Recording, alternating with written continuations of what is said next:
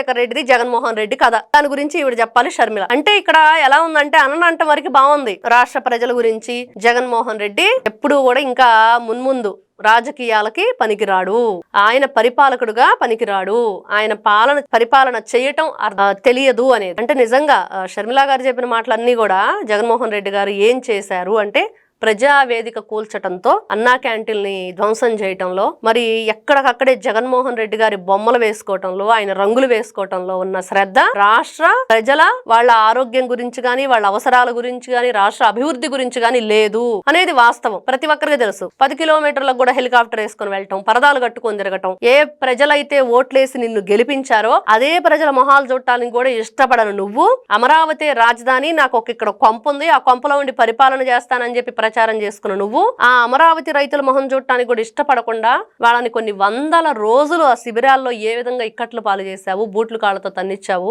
ఎంత ఘోరంగా వాళ్ళ మీద కేసులు పెట్టించావు